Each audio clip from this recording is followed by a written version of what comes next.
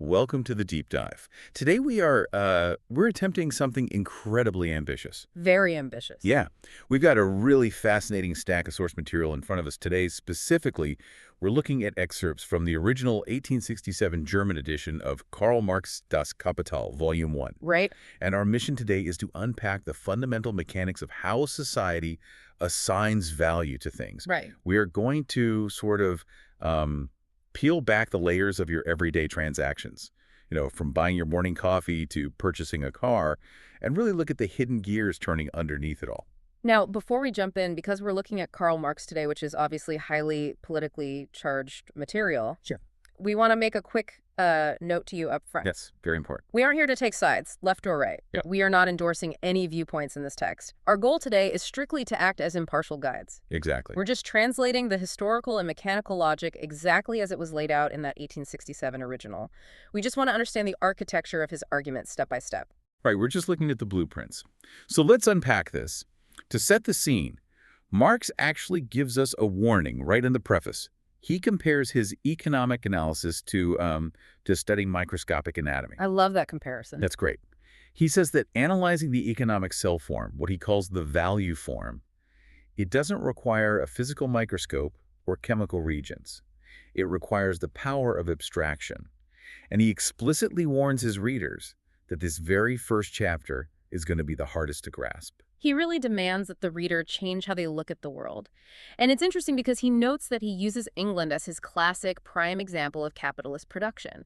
But he knew his German readers might be sitting there reading and thinking, well, our factories aren't quite that developed yet. Right, like this doesn't apply to us. Exactly. They'd think this grim industrial picture is just an English problem. Huh. But to them, he drops this famous Latin phrase, the te fabula narratur. The tale is told of you. Yes. He's arguing that the fundamental laws he's trying to expose aren't localized. They apply to the system itself, regardless of where you live. Which brings up another really essential piece of the big picture before we dive into the actual mechanics. Marx explicitly states that he isn't attacking individuals here. Right. He writes that he views capitalists and landowners merely as personifications of economic categories. They are just players filling roles in a massive systemic structure. And today, you and I are going to break down that massive system piece by piece. So if we're looking at the mechanics of this system, Marx actually starts with the absolute most basic building block, everyday stuff. Stuff. Yeah, commodities. He argues that every single useful thing, whether it's a ton of iron, a sheet of paper, or a loaf of bread, has a twofold nature. Let's go. First, there is its use value. This is incredibly straightforward. It's simply how a thing satisfies a human need. And Marx notes it doesn't actually matter if that need comes from the stomach, like hunger, or from the imagination. If a thing is useful to you, it has a use value. Exactly. But then you have the second nature, which is where the abstraction really begins, the exchange value. This is the quantitative proportion in which a use value of one kind can be traded for a use value of another kind. Right. It's this invisible ratio that allows you to trade a certain amount of harvested wheat for, say, a certain amount of boot polish. And what I found really striking here is that while use value is tied entirely to the physical properties of the object, I mean, you can't eat a lump of iron. Yeah. You can't build a bridge out of bread. But exchange value seems completely detached from those physical properties. It requires an entirely different metric to compare them. And that common denominator, the thing that makes all these wildly different physical objects comparable on a market, is human labor. But, and this is key, not just any labor, Marx introduces a highly specific concept here called socially necessary labor time. Yes, here's where it gets really interesting. Because you might think, okay, if my labor equals the value of the thing I'm making, then if I'm a really slow, lazy weaver, my cloth should be extremely valuable on the market because it took me forever to make it. You might think so, but Marx actually anticipated that exact misunderstanding. He clarifies that it's not about how long someone individually works in a vacuum, it's entirely about the societal average. Average. Right. Socially necessary labor time is the time required to produce an article under the normal conditions of production and with the average degree of skill and intensity prevalent in that society at that specific time. Okay, so if I'm a traditional hand weaver and I take 10 hours to make a piece of cloth, I might think my cloth is worth 10 hours of value. Sure. But Marx uses this brilliant example of the steam power loom in England. When the steam loom was introduced, it drastically cut down the time it took to weave yarn into cloth. It basically halved the socially necessary labor time. Right. So what happens to the value of my 10 hours of hand-weaving work? Does the market care about my sweat? The market does not care about your individual sweat at all.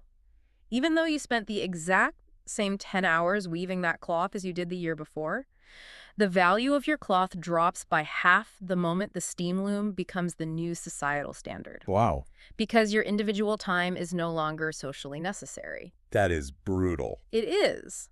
If we connect this to the bigger picture, it means that value is entirely dynamic. It's a moving target. It fluctuates directly with the amount of labor required and inversely with the productivity of that labor. And he uses a fascinating analogy to drive this home, involving diamonds and bricks. Oh, yeah. He points out that diamonds are incredibly valuable because they are rare, meaning it takes an immense amount of average labor time to find and extract them from the earth.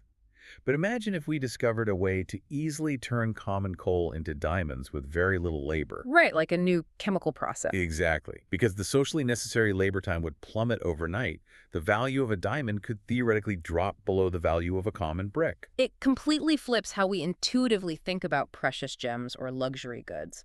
We tend to think they possess an inherent, almost magical value inside them.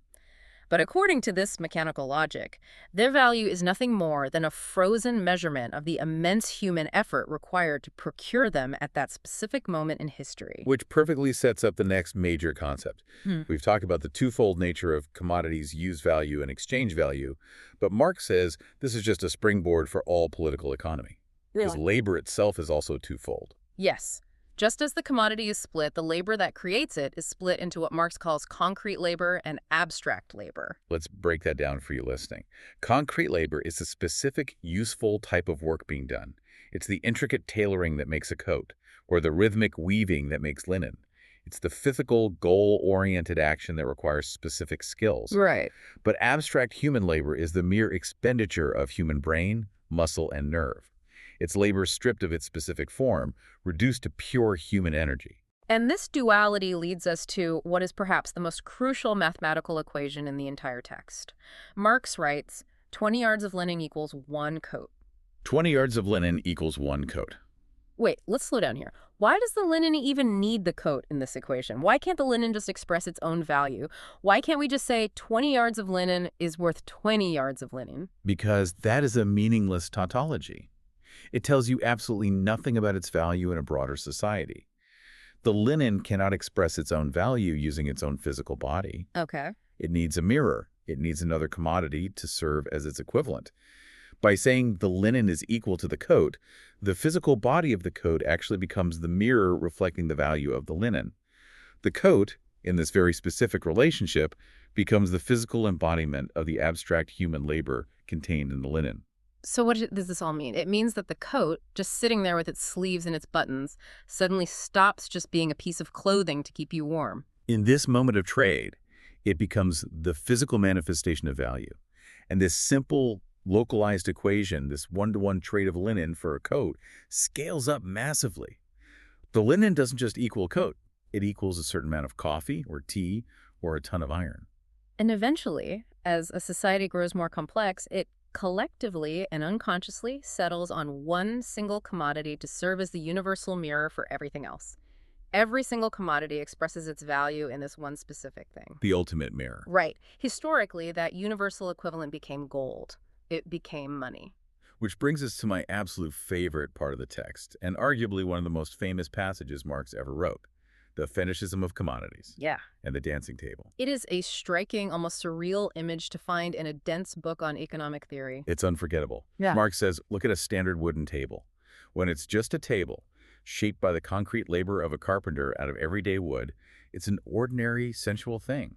There's nothing mysterious about it. It holds your dinner. Right. But the exact moment that table enters the market and becomes a commodity to be sold, it becomes mystical. Marx literally writes that the table stands on its head and evolves grotesque ideas out of his wooden brain, acting far more wonderfully than if it were to spontaneously begin dancing across the floor. What's fascinating here is what this metaphor represents about human psychology and social structures. In a society entirely built on producing commodities for exchange, the actual direct social relationships between human beings who are working and producing are completely veiled. Instead of seeing the human effort, the sweat, the socially necessary time, You just see the price tag. Exactly. The relationships between people appear to us as material relationships between things. The products take on a life of their own. The market dictates the value of the things we make, and we, the creators, become subservient to the movements of those inanimate things. It's reversed. It is. It's what Marx calls fetishism, attributing inherent magical powers and social agency to an inanimate object, completely forgetting that we were the ones who created it and gave it power in the first place. To make this really relatable for you listening, let's look at how Marx contrasts our modern market with the story of Robinson Crusoe. Imagine Crusoe stranded on his island. He has to survive. He makes tools, he tames wild llamas, he goes fishing. Right. His labor is entirely transparent to him. He knows exactly how much time he spends on each task. He even keeps a ledger, like a good Englishman, noting how much time it takes him to fashion a chair out of a log or catch a single fish. The relationship between his sweat and his wealth, the things he owns, is a straight line. There's no mystical market deciding if his 2 hours of carving were actually socially necessary. He knows the exact human cost of everything he possesses. But in modern society, the market completely severs and obscures those human connections. When you buy a simple cotton shirt at the store, you don't see the specific human beings who planted the seeds, who harvested the cotton, who wove the fabric, or who sewed the seams. No. You only see this finished shirt and its relationship to your money. And this raises an important question. What happens to a society when the very foundation of its survival, its labor, is totally alienated from the people experiencing it? You lose sight of the vast web of human cooperation happening all around you. This is why value seems like a natural, inherent property of a pearl or a diamond, rather than what it actually is, a reflection of unseen human labor. That is just a brilliant observation. Yeah. And it leads us right into the actual drama of the marketplace. Because as Marx notes, commodities can't take themselves to the market. The dancing tables aren't literally walking down the street to the store. Right. Their owners have to physically interact. They have to recognize each other as private property owners. Marx maps out this daily drama with a simple formula. WGW. In German, that stands for Ware Geld Ware. Translated, it's commodity to money to commodity. This is the basic cycle of everyday survival. Let's use his example to make it concrete. We have our weaver again. He takes his commodity to the market and sells it to someone for £2 sterling. That's the commodity to money part. Then he takes those £2 and walks over to another stall to buy a family Bible. That's the money to commodity part. The money is just the medium, the middleman, used to exchange one piece of useful labor, the linen, for another piece of useful labor, the Bible. The crucial, tense moment in this entire process is that first half. The jump from commodity to money, selling the linen. Marx uses a highly dramatic phrase for this. He calls it the salto mortale, the fatal leap of the commodity. The fatal leap. It sounds like a trapeze act at a circus without a net. It's highly precarious. Think about the weaver's position. He has spent his socially necessary labor time making this linen, but the market is entirely anarchic. There is no central planner coming to his house telling him exactly how much linen society needs today. Right. He just has to take the leap. He has to offer it up on the market and hope that society, represented by an anonymous buyer with money, validates his labor by purchasing it. And if the leap fails, what if the weaver takes his linen to the market and nobody wants it? Maybe tastes have changed, or maybe too many other weavers showed up that day. Then he's in trouble. Marx is very clear here. The linen itself isn't hurt. It's still perfectly good physical linen. But the owner is absolutely devastated because it means the socially necessary labor he put into it is suddenly deemed useless by the market. His time, a piece of his actual life, was wasted. It exposes the chaotic dependence everyone has on everyone else in a society with a complex division of labor. You are entirely dependent on the whims of an unpredictable market to validate your right to survive. You have to transform your specific, concrete labor into the universal equivalent of money just so you can buy the things you actually need to live. Which brings up an interesting contradiction. We've established how labor creates value, but what happens when you look at a price tag? Because value and price aren't always the same thing. No, they aren't. Price is merely the money name of the labor realized in a commodity. It's the label we slap on it. But because price is just a form, a naming convention, it allows for a massive logical contradiction. Okay. Things that are not products of human labor at all can be given a price and sold on the market as if they were commodities. Right. He lists things like conscience, or honor, or uncultivated land.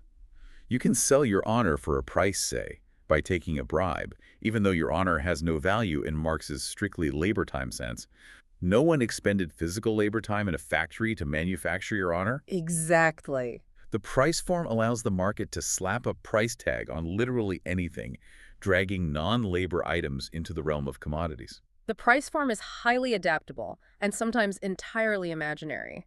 And to understand how this money actually moves through society to facilitate all these prices, we have to look at the velocity of circulation. The speed of money. Yes, Marx provides a profound mechanical rule here.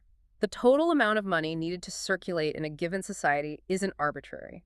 It depends on the sum of all the prices of all the commodities currently in the market, divided by the velocity of the money. Meaning, how many times the exact same physical coin changes hands in a single day. Right. If I use a 2-pound coin to buy a book from a bookseller, and that bookseller immediately uses that exact same coin to buy a loaf of bread, and the baker takes it and buys flour, that one single physical coin has done the work of 6 pounds in a single day. The faster the money moves, the fewer actual coins you need in the overall economy.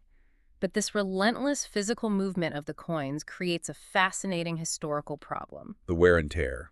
Exactly. Think about a gold coin circulating in 19th century London. It gets minted, and it's a perfect heavy ounce of gold.